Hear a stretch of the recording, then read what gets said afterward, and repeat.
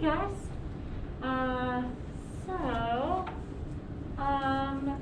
Today we're going to talk about the final project, and then we are going to talk about editing reels. I'm going to come around the room and chat to all four of you about what your kind of plans are for the project moving forward, and then there'll be official pitch due next week, and we'll discuss a little bit of ethics, but it'll mostly be about the final project and reels today.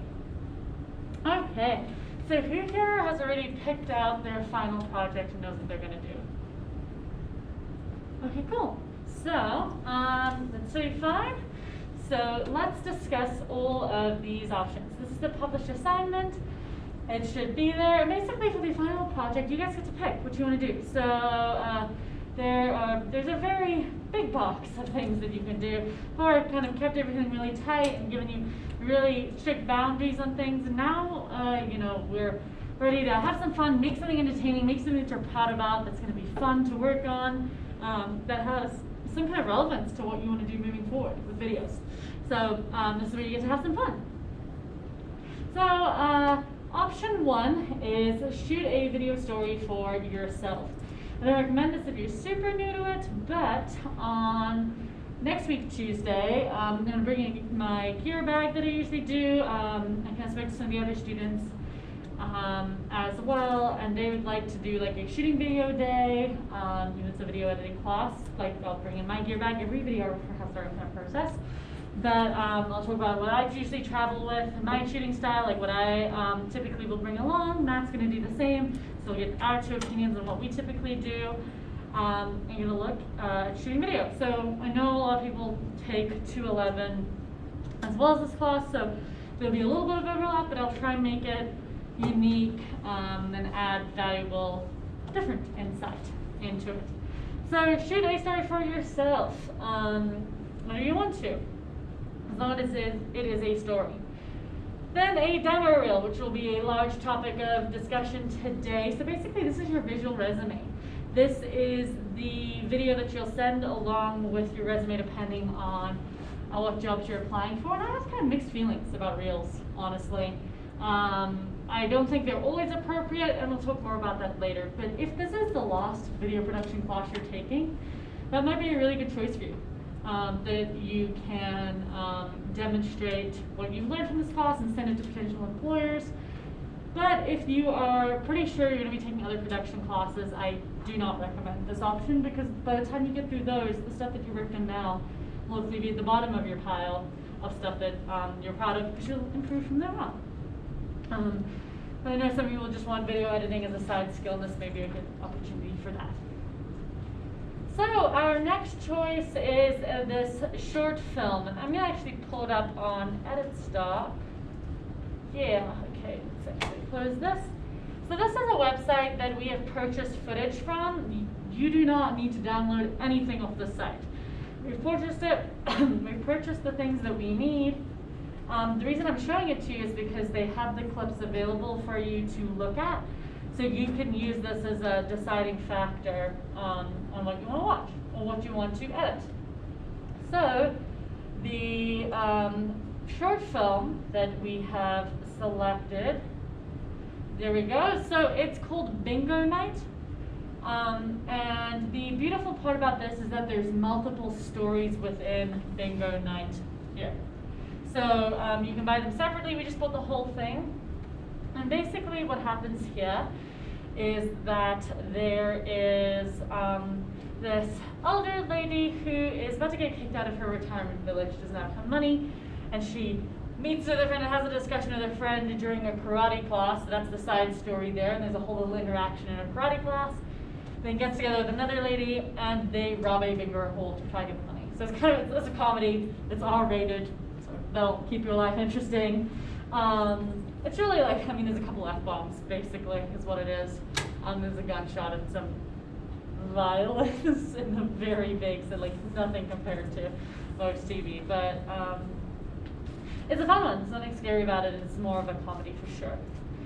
And so that's kind of funny, and it's great because, as we've discussed before, most films you really don't have a lot of decisions as an editor to make in a film. Like, you obviously just pick the takes and you're in charge of carrying the emotion of the story.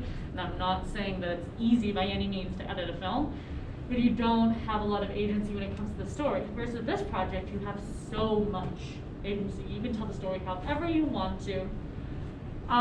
For the final project, I say 1 to 4 minutes. That is a negotiable 1 to 4 minutes. If you really want to do it more than 4 minutes, talk to me and I'll listen to it. I'm going to encourage against it, but since it's your project and I want you to do something that you can use again, I'm willing to listen to it. But this was made to be a 15-minute film, much like the mini doc was. So you can choose a couple of things. You can either choose to do a just like the heist or just the karate scene, or you can choose to take a little bit from each scene and tell the whole story in a shorter form, or just one chapter. Or you can have a completely different ending. I've seen like a cliffhanger ending, a dramatic ending. I've seen a happy ending. I've seen people kind of twist the footage into new ways. They tell it chronologically. Sometimes people do like the Ocean's movies where they're like kind of planning it and happening at the same time. Sky's the limit. If you're interested in making films, this is the project you should be editing because it's good production value. It'll be a great demonstration of your skills. And if you've never made a film before, you're starting to shoot your own stuff, you'll see how professionals do it, how they set up, what the takes, like how many takes they do, what working with actors is like, and just be more prepared for that. So that is that example. And you can go in here, you can watch the whole thing, or you can go view the footage and see what is available to you. There is a lot. There's a ton of stuff. So again, it'll be downloaded from the server, but it will show you what's in that server files. Okay. So next choice is is either the other choice from the mini doc or the promo. So if you did the skating one, you can do Fort Collins and vice versa. However, I mean, I'll be working on grades for this weekend into next week. This is due, the final project is going to be due the second to last week of class. So you'll have your feedback on those, and there'll be a higher expectation of quality. This is worth 200 points, the other one was worth 100. So it'll need to have even more attention to detail there. And more room for experimentation. There's less rules with the final than there were in the first one. But you can't do the same one again. It has to be the one that you didn't edit. The reason that I make the project due a week before the last week of class is A, it staggers with some of your other classes. I know that you guys usually have other projects, and a lot of people, at least in my experience, make theirs due on the last day of classes. So hopefully you can get done with this guy and then move on to other things. And then in the finals week, it also gives us a chance to do a peer review. So the finals week, it's the assignment will be watching 2 of your classmates' projects. I'm still debating if I'm going to do a Zoom call and we're going to do a group watch. Because when the class is in person, we all watch the final projects together here in class. But we'll see if it's going to be, I'm going to look at the logistics of that moving forward. But either way, that way you get to A, practice critiquing other videos, which is a skill that you'll need in the industry. But B, you also get 2 other people who give you their opinion and hopefully their constructive criticism on your final project, because this will likely be something that you're using to show other people in future. So that way you get some other thoughts on it.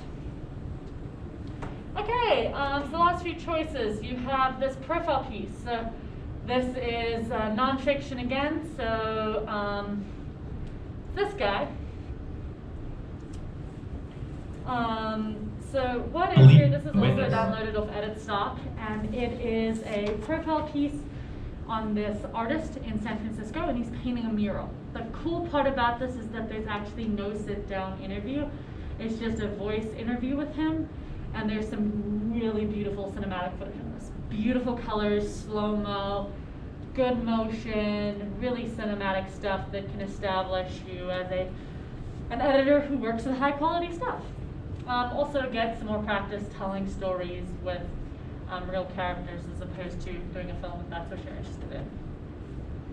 Things I don't like about this footage is there's like barely any nat sound, which is a huge bummer. But the other part is that there's so much variety. You can really choose to focus on the mural itself that he's painting. So he talks about that. Or you can focus on the life of an artist, and there's some footage to support that as well. The mural will have to be a feature of that, but you can really choose what to focus on in the story. To talk about the artist in general, or talk about this mural process.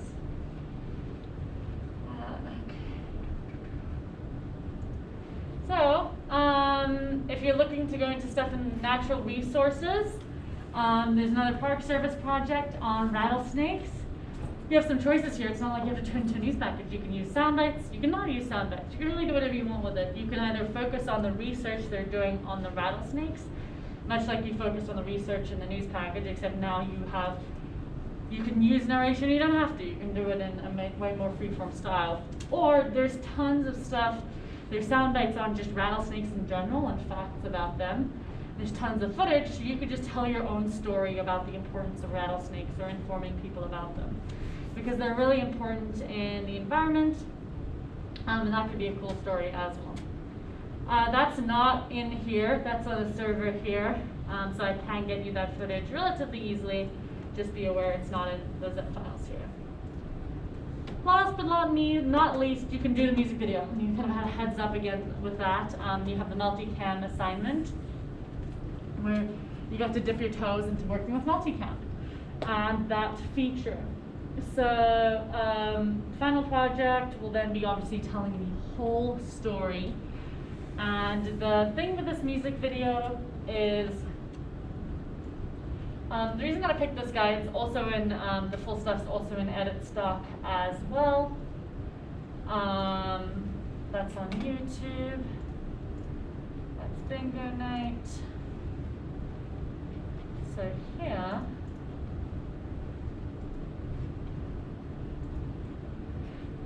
it seems to be a song that was less polarizing, I guess, than the other music that I had available.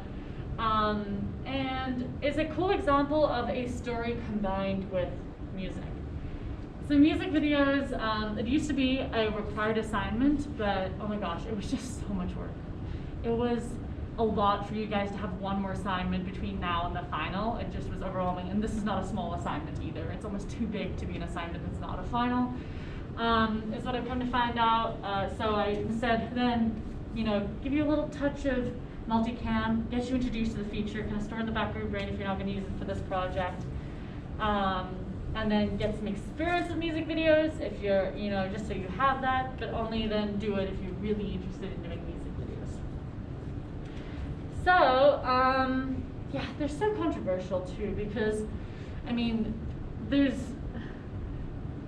what makes a music video popular? It depends on the song, it depends on people like it, and some artists will just sing into a camera and pull out a music video and it goes viral. And other music videos really have a story. But I'd say the most common theme across music videos is that the ones that are popular, they have some balance between a story and the artist playing. Sometimes the artist is part of the story, like in this case they are part of the story, or sometimes it's just the story and then cuts to shots of them playing in some other location. So in this one, you only have the one scene, but the story in the music video is basically they're trapped in a television set, and there's 3 different scenes like the ones that you were in. And this little girl draws on the screen, and as she draws on the screen,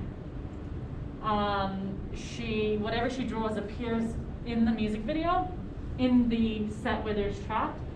And it kind of ends with them legitimately escaping from the TV, tucking her into bed, and going on their merry way. So that's the story there.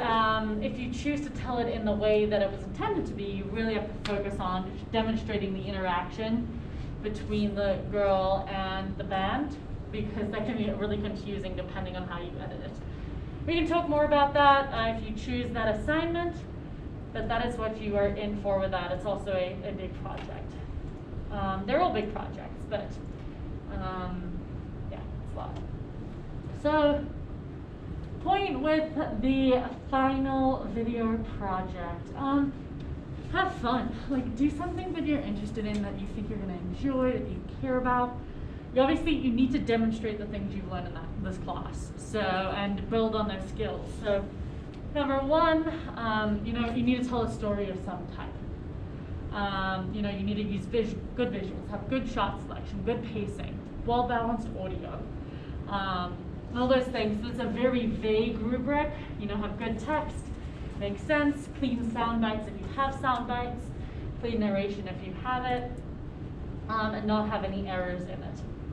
And be interesting and entertaining, because again, you want to be able to send this to somebody as an example of your work. You should, if you so choose, be able to send it to your friends and be like, hey, I made this and I'm proud of it, or like, let's watch this thing. Or send it to your parents or family and show them over Christmas break of what you learned in your class. As opposed to like, hey, read my paper I wrote for whatever. Like, hey, check this video I made. Like, take 3 minutes of your time and be truly proud of something that you've done. So that's the kind of goal with this is enjoy it and show what you've learned. So those are our choices for the final project. Any questions about these choices or the final? Okay, cool. So there is the zip files are in server. I'm gonna have some time to download those today.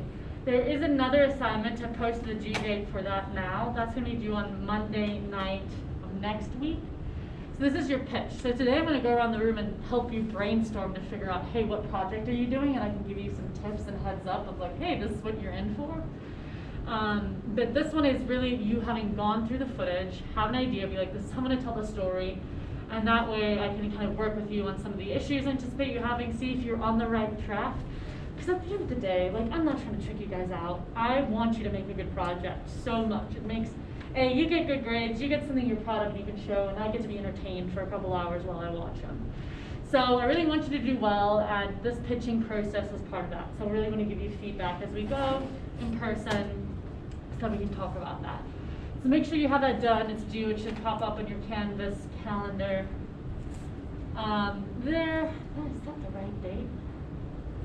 Huh, I feel like I gave them the, okay, wait, you guys are doing the 16th. Make sure.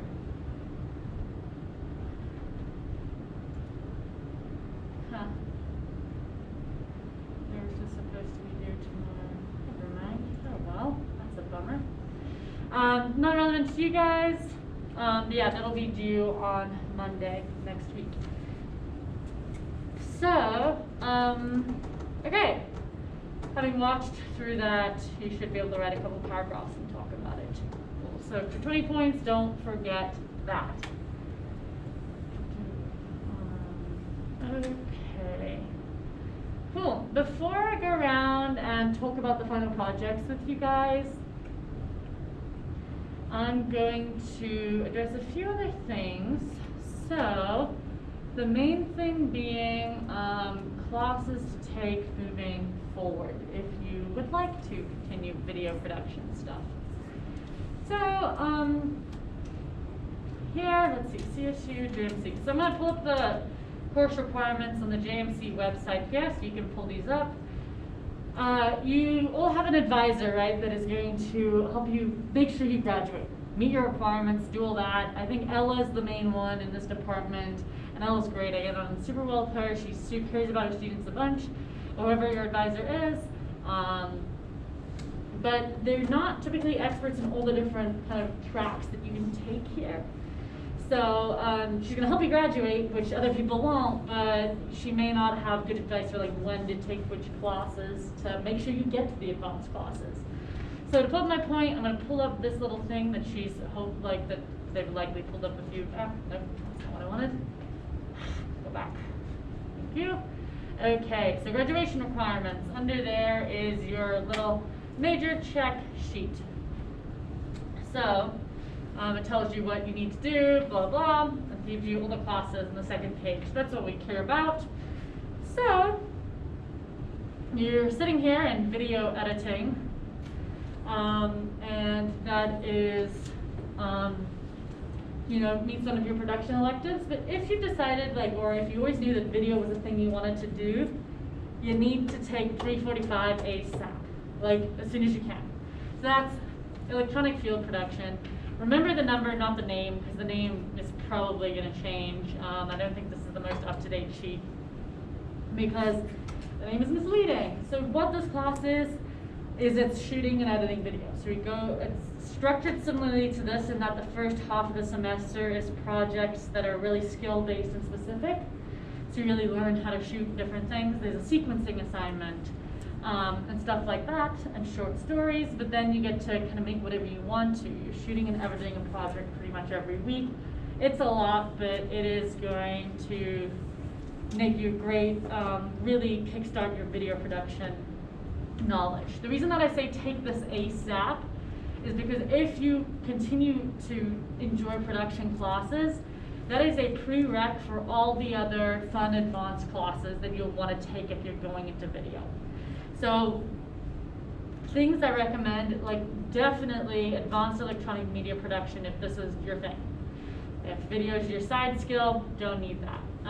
This is where you start going over more advanced things like stabilizers, drones, jibs, making interviews more cinematic, making films and things, shooting bands, all this type of stuff will happen in this class. Matt Gold teaches currently, and I believe these are also the next more 400 level classes are usually only offered once a year as well. So you kind of have to time these and plan your years around them. Other things I highly recommend, so advanced video editing, so if you're less interested in the production side, that's a good one. So we have advanced electronic media, advanced video editing. There's audio if you're really interested in audio production. So this isn't audio for video by any means. So however, the skills that Hannah teaches you in that class will directly translate into video, because it's sound production. Yeah, you record bands and stuff like that, and so it is definitely a focus on audio and radio and things like that, but you can 100% use the audio editing skills in video. It'll help a ton. Other things, so advanced video editing, there's documentary, again, something that's offered once a year, so that's pretty self-explanatory. There is transmedia, that would be, is anybody here in transmedia? Taking transmedia. That tends to be another production requirement that people who aren't particularly interested in video would just do it as a side thing take. So I wouldn't really recommend that for you people who are specifically interested in video as their thing. Corporate multimedia production. So this is a grad level class, but Steve always teaches it. You should, he does accept undergrads into it. It would be a case-by-case basis that you need to talk to him about. But Matt's taking that right now as he's in the grad program. And that really focuses on doing this as a career, like freelancing, working with clients, making money, the business side of it, and making those corporate videos. So corporate videos, it's a great way to make money, working for clients, and sometimes they're not super interesting. But it can be a great way to fund your business and make money on other things, or maybe that's great, maybe that's the structure you need, is to make videos, and you just want to get really good at, shooting how-to videos with London corporate, small ads, social media videos for newsletters, all those things. Not overly exciting and creative, but could be an important money maker for you. Two things that are not on here that I highly, highly recommend as well. Two new classes this semester. One is motion graphics. So Danny Castillo teaches that. I'm not sure what the prereqs are for it, but that is animation. So you know how we did our keyframes with the shots, and we learned how to make, tell something where to start and tell something where to end. That is the foundation of motion graphics, and you go into After Effects in depth and animate graphics. It's super cool. Highly recommend if you're interested in basic animation and doing those. I mean, we've all seen them, especially on election, there's a ton, but those how-to videos with little what do you call it? graphic design images that kind of animate around a page, statistics and things like that that move, that would be in motion graphics. Super cool. And then the writing class, I know Ruth, you're in it in the 342 right now, I believe. Is anybody else in 342? You're in 342 as well.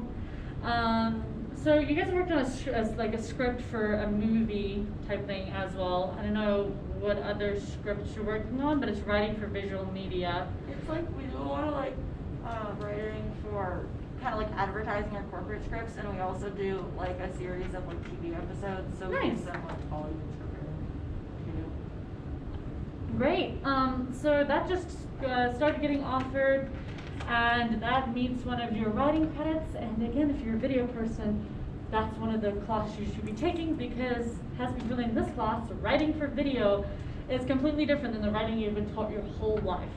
So you're going to have to take a writing class that's going to benefit your video career, and learn how to write for people to listen to it as opposed to people to read it, which is what you've been doing your whole life. So highly recommend that as a writing credit if this is what you want to do. So, find obviously I'm like video, that's my thing. I'm happy to help you make decisions in terms of that. If video is not your thing, definitely talk to your professors about what classes are going to be beneficial to you. Not necessarily, obviously your advisor again is going to help you graduate and make sure you're on track there, but your professors are going to be the ones who help you make choices for your career, help you take classes that are going to look good on your, going to teach you the skills that you need to get the job that you want. Feel free to ask me questions, and if let's say you're interested in PR or photography or, it's not really print, but the digital journalism more, I'm not your person to tell you about that, but I can point you to somebody who is. So, or if you know that person, you've taken a class with somebody that you really liked, and you're like, wow, I love this topic, talk to them about it and ask their advice. Because again, that's not your general advisor's job. Find a different mentor to kind of help you choose those classes. Like you said, sometimes they're not always on this list. There's at least one, I don't know if the writing one has made it onto here, but sometimes you hear about things that are in the works. So feel free to talk to people. Yeah. If you're interested in both videography and digital media writing communication, could you take could I take electronic field production and feature writing, or yeah, absolutely. You can totally. And so yeah, make sure you're meeting your requirements. There's 6 production credits. Is feature writing the same requirement as script writing? Because that's the one thing I was like, oh, I just taking the same credit over again. Feature writing, no, that feature writing is not going to be anything like your class now. Okay. Yeah. So let's see. So feature writing. Honestly, the best way to get an idea of what the class is, you can go to the catalog, but professors update things so often and frequently. See who's teaching it, pop them an email, but it is not going to be writing for visual media. And it's also not the same credit. It's not the same writing credit. Yeah, let me double click. You're probably right, because I haven't looked at those, so let's see. So you have feature writing, yeah, that's a no, there we go. So writing, you have to take 3 credits, it counts as 3 of those. I've taken advertising. There we go. Yeah, I've already taken 6 credits on that, so. And yeah, and I think that is the minimum. I know so many people are taking way more than 6 production credits. Okay. So if writing is your jam, or you can figure out, you can take both. And maximize those. Let's see, there's focus area, election, electives. And these are production credits. I feel like a lot of these are focus area electives. I feel like these higher ones should actually be in focus area electives. But again, I'm not a curriculum person, so. But yeah, and you can focus on multiple things. If you really love video and you love writing, so you love other things, focus on. You can take classes in both. It's just going to be challenging to get to all the advanced classes in both in your 4 years, especially if you're taking this as a junior. but not impossible by any means. So I highly recommend taking those advanced classes. Okay.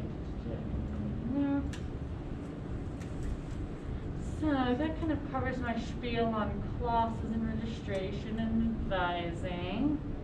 Now, what I'm going to do is I'm going to talk to you guys about what your plans for the final is based on what we said, get you guys starting to download stuff, and then we'll circle back to here and talk about Reels and a little bit about ethics and things. So, let me kill the GoPro for a minute, and then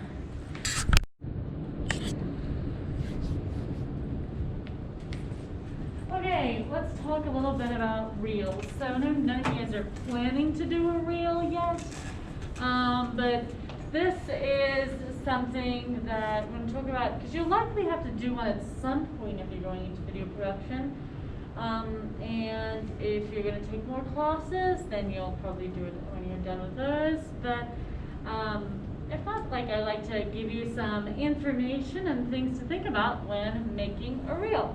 Basically what they are as well. So in case you get a job that's like, hey, we need a Reel, this is what we're looking at. So reasons that I have mixed feelings about Reels is because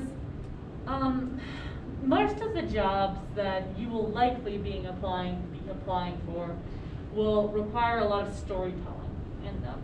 I mean, if you go into music video editing or productions or corporate editing or things where you are executing somebody else's vision, then there's like a different set of skills where I think Reels are more appropriate there.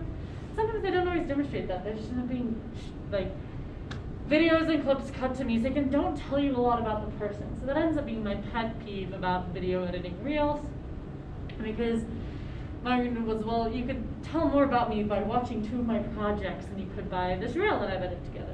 But then there's the other side of it where people, that some employers want Reels.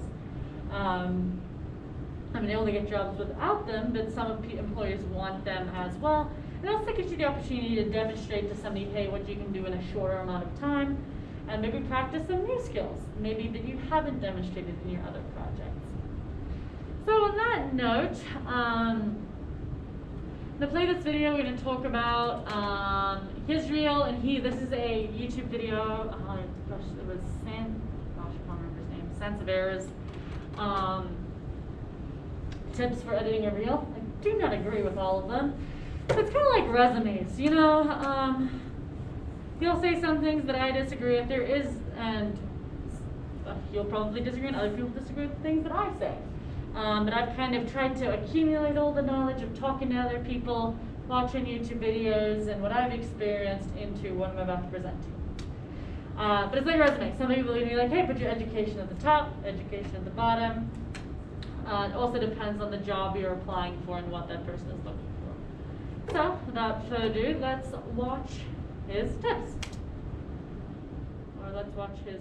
After we get done watching it, I'll give you guys my thoughts and feelings and opinions about what I would want to see in an editing reel that comes through my inbox and how you guys can make your editing reels that much better. So Ian Sansevera, 2018 editing reel. Hit it.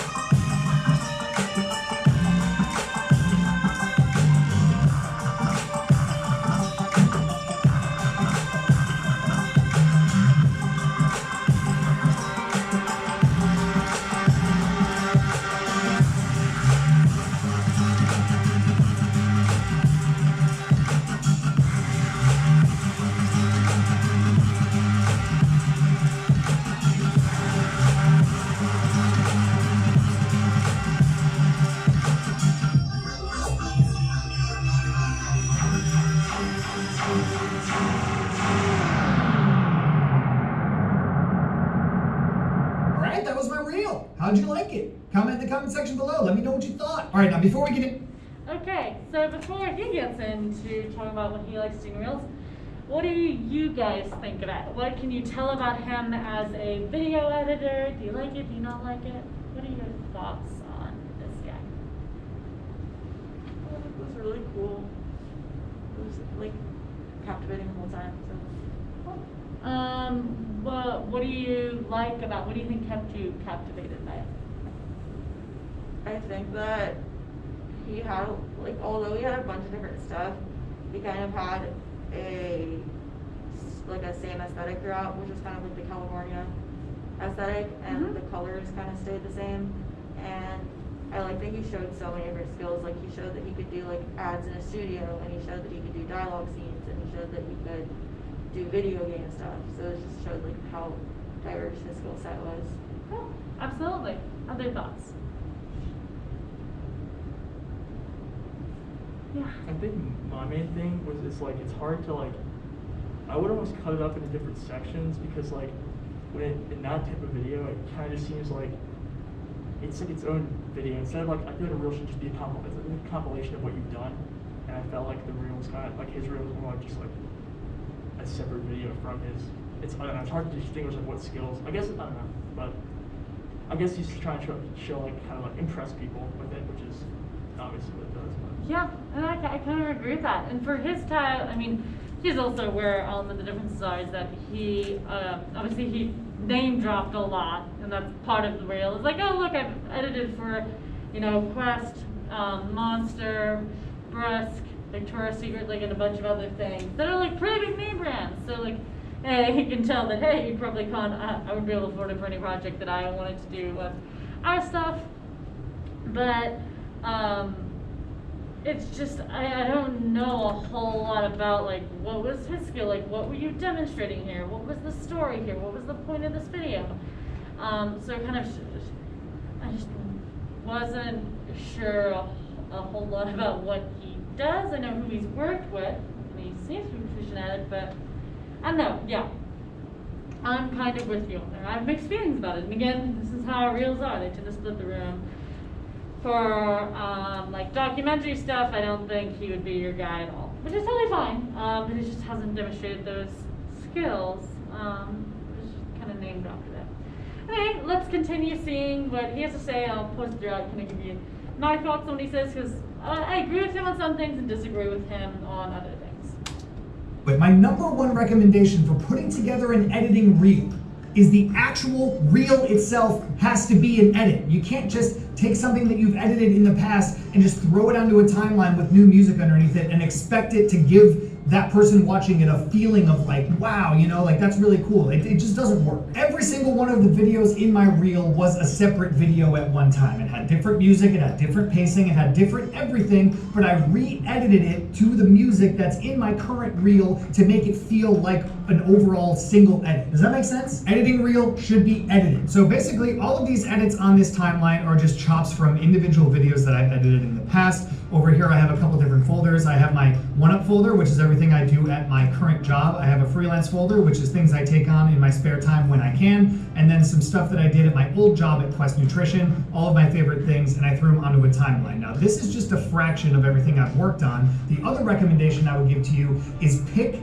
the most beautiful things you've worked on, the best shots in your pieces, the things that get you the most excited, the things that you're like, wow, that's a really dope shot. Put those in your reel and edit it well, because if it feels good to you, it will feel good to other people. The passion has to come through in the edit. You have to pick music that you're really attached to. It doesn't have to be something like I picked, if you like K-pop or whatever, use K-pop, but make it feel energetic and make it feel uniquely you, and then that way it will come across to the person watching it, and it's gonna be an overall better experience for everyone involved. So things I agree with, like, yeah, you should re-edit it. I think you should, make sure that the pieces are well integrated. I think you have to like fully re-edit pieces if you want to demonstrate like a certain type of storytelling or certain thing that was in that previous project. And sometimes you do have to fully re-edit things. But it should feel like its own independent video, not just a modge podge of random things that you've done. Yeah, picking the best shots. I mean, you know, everything's about shot selection, and then also people are gonna be like, wow, they've worked with some impressive footage. So clearly, if they're working with this impressive footage and they're using it well, they know what they're doing. And if you use bad footage, it just shows that you have bad shot selection as well. Because I'm gonna think, oh wow, you're using that. That's like an edit, like a videographer's mistake or not a good shot. Are you gonna be using the less good shots in your regular videos? Yeah.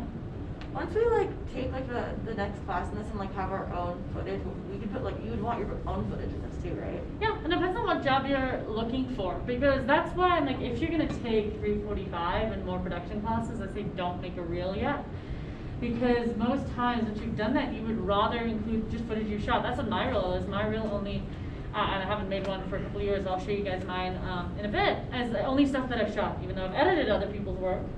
This is how I sell myself. You can also include a combination of both. Right. As long as you label it and be like, okay, footage I shot myself, or like editing projects only, and like you can just just do a put little caption in the corner. yeah. Because it's okay as long as like you're not being misleading about, hey, this is what I did and what I didn't do. It's okay, like totally okay to include stuff that you've just edited and stuff that you've shot and edited, or just stuff that you've shot. So absolutely, and you'd want it to be as, you know, as close to what your types of job you're looking to get as possible and as good as possible. So if you're gonna learn some new skills, definitely hold on. Absolutely. Things that I don't necessarally really say is like, yeah, you're gonna pick music that you like, but don't pick copyrighted music, or at least copyrighted music that you haven't acquired the rights to. Because sure, you can find some songs that are illegal to repost on YouTube that you are not gonna get takedown notices for, but if you haven't sourced music legally that you could use in other projects to make money off, that would be a big red flag, especially to me, and I've had other people say the same thing, is can you play by the rules? Because if you pick, like, I don't know, your favorite, anything from Led Zeppelin to Taylor Swift song, it's very unlikely, if I'm watching a reel, that I think somebody's actually acquired the rights to use that. Then it'll be like, wow, are you just gonna pull music from the internet when you work for my company? Are you gonna get me in trouble? Are you not able to play by the rules? So I would caution against, if you love a song, find something that's royalty free that you could use in your project. Or royalty, not necessarily royalty free, or something that you've acquired the rights to at least. So, yeah, do you know what I'm saying? Give you some context. This part of the reel right here, well, let's watch it through real quick. The girl walking up here onto the roof, walking towards this girl, eyes, and this rooftop shot. So, in the actual video that I edited for my buddy Kyle, this is one of his music videos, and that shot actually happens at the end of the video, right here.